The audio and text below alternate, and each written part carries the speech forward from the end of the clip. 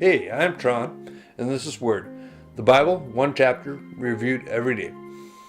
Genesis chapter 45 is where we are, and in 28 verses, Joseph reveals who he is to his 11 brothers, shows God's plan and the chaos, invites Jacob and everyone's families to come, which Pharaoh confirms, and the brothers are on their way, well supplied for the trip. In Canaan, Father Jacob receives the news and is uplifted in spirit. Providence is the theme of this chapter, and the key verse for me is verse 5, where Joseph tries to console his brothers. But don't be upset, and don't be angry with yourselves for selling me to this place. It was God who sent me here, ahead of you, to preserve your lives.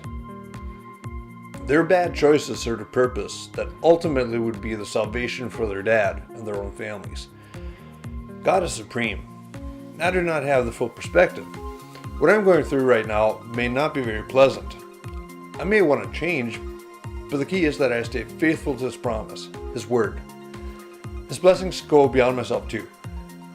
I will fail and I do things I shouldn't, but God can use that to do what He has in mind. Pharaoh has gotten the news about Joseph and his brothers and also extends the invitation to the families at home to come and settle in the best lands Egypt has to offer. In verse 19.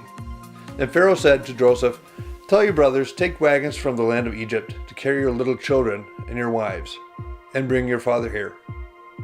What I find interesting is that Pharaoh has enough empathy for the people traveling to send wagons to make the journey more pleasant for their loved ones. I don't know how many would think of comfort for someone who's already been offered the best of the best. That is grace and hospitality. Egyptians tended to despise Hebrews, something that will circle back into the Israelite reality soon enough, in a few generations.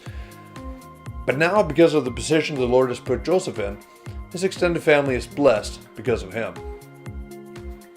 When Jacob hears the news, he has a zest for life in verses 27 and 28. But when they repeated to Jacob everything Jacob had told them, and when he saw the wagons Joseph had sent to carry him, their father's spirit revived. Then Jacob exclaimed, "It must be true. My son Joseph is alive. I must go and see him before I die." It is the wagons that Pharaoh insisted on the brothers bringing that in the end convinced Israel that his son was still alive. He'll get to see his own flesh and blood that he has believed dead and gone for 22 years. But that will be next time in Genesis 46. Until then, Word.